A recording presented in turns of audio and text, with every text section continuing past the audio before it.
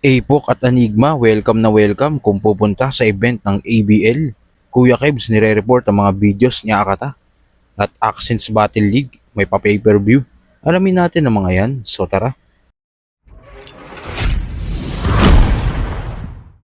Alam naman natin na isa si Lanceta sa bumuo ng Accents Battle League, kaya tingin ng karamihan sa bagong liga na ito ay kakumpetensya ng Flip Top dahil aagawin daw nito ang mga posibleng matchups ng Flip Top in the future.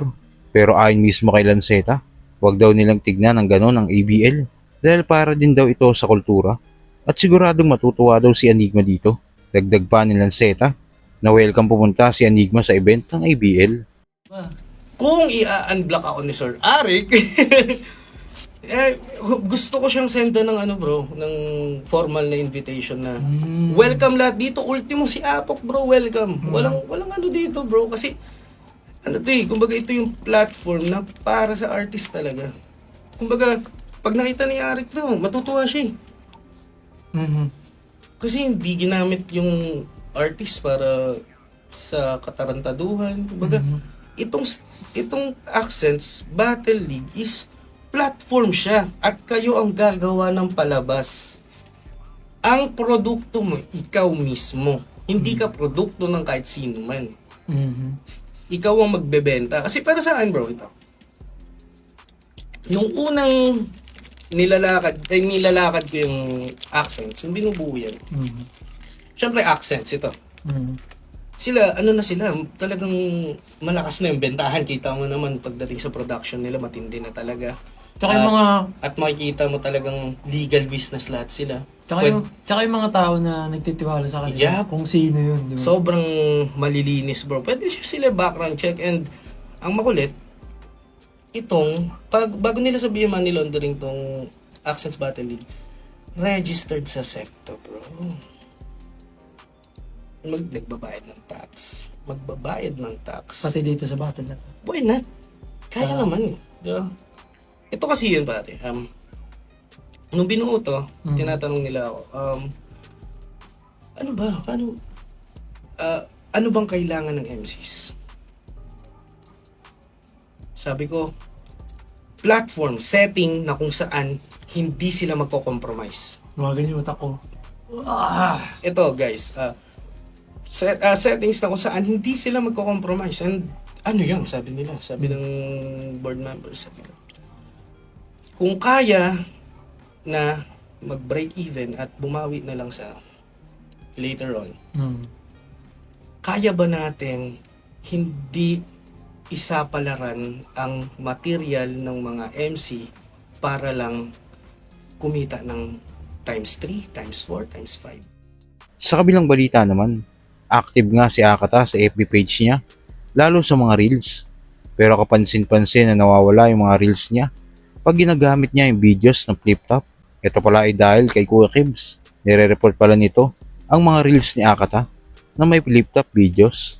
Nire-report naman yung mga reels ko ni Kuya Kebs eh. Tingnan nyo, nawawala yung mga reels ko ng Flip Top. Nire-report kasi ni Kuya Kebs eh. At sa huling balita, minsan na nga ginawa ng PSP ang may pa-pay-per-view sa event nila, pero hindi nga ito naging successful dahil after ng laban, marami nag-a-upload nito sa YouTube.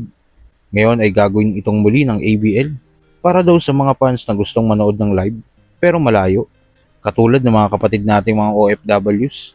At yung mga fans na may ilang battle lang ang gustong mapanood, hindi na sila tatayo ng matagal para sa gusto lang nilang laban. Pwedeng sa bahay na lang at mag-relax.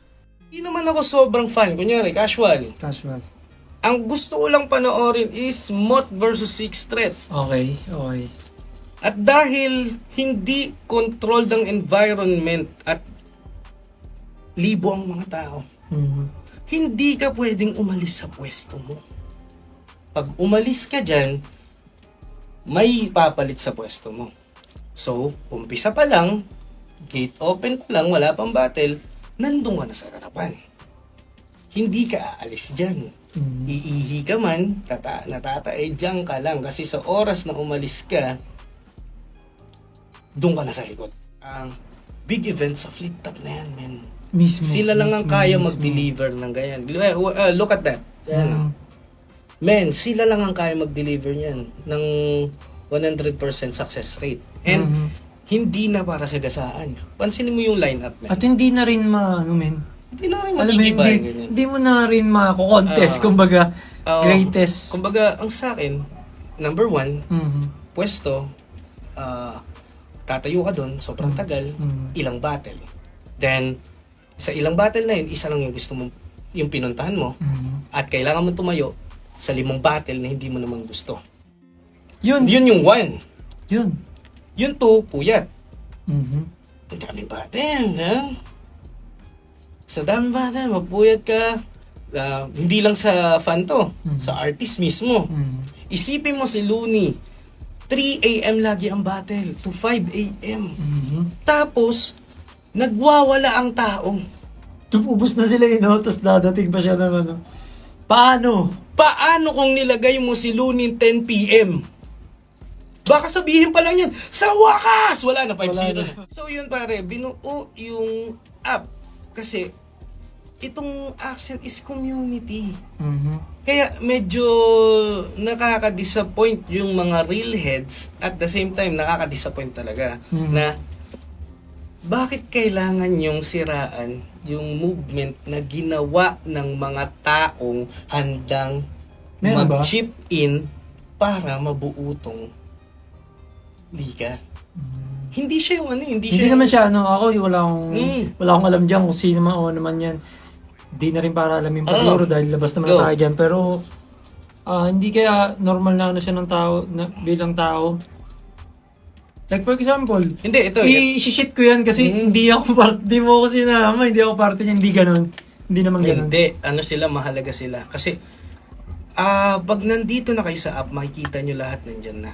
Hindi lang battle rap, may comedy, may b-boy, na kanya-kanyang segment. Teka lang. Hold on. Marami yan, bro. Comedy? Yup. Why Di not? natin na-spoil yun. Why not, brother? Shit. Kumbaga, Shit. kung mapapansin Gago, nakikita ko na rin ko. para lang sa mga tao na bibigyan natin ng mahabang oras at lalagay tayong timestamp sa start ng breakdown ng laban para hindi kayo mainip. Pero para sa Hindi mo mga ang ibahin tong episode na para sa mga interesadong malaman, ano ba yung accents? Para hindi na puro speculations na Kayo na magsasabi kung ano ang accents mula sa sarili niyong perspektibo kapag diba? Pag andun na kayo. so ano na to? Available na ba? Pwede na bang mag-subscribe? Yes, tickets online and next week pay-per-view i-announce na and yung registration sa apps na kung sa So kayo ba mga quiz para sa inyo? Tingin nyo, sa pagkakataon kaya na ito, magiging successful kaya ang gagawin ng pay-per-view ng ABL? Kung ano man ang saloobin mo, comment mo lang sa baba. Mapag-usapan natin yan. So yun lang. God bless.